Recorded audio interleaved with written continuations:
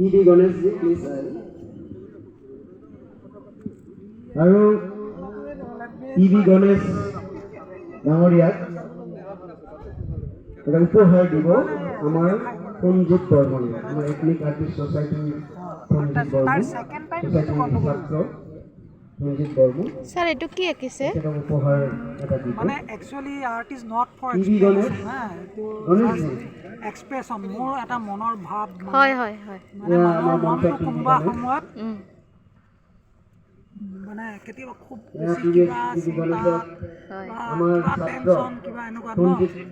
মই মানে এনেকুৱা এটা এজন মানুহৰ ভাৱ ক'ব বিচাৰিছে এনেকুৱা এটা টেনশ্যন হৈছে আগ্নেয়গিৰি যেনেকৈ হয় হয় হয় হয় হয় এই ব্ৰেইনটো যেন মোৰ আগ্নেয়গিৰি নিচিনা যেন ব্লাষ্ট হৈ মানে ইমান ফুল এটা মানে তেওঁৰ ওপৰত প্ৰেছাৰ আহিছে এই বস্তুটো তাৰ এফেক্ট এটা দি পেলাই এই বস্তুটো কৰিব গৈ আছোঁ। আচ্ছা আচ্ছা এয়া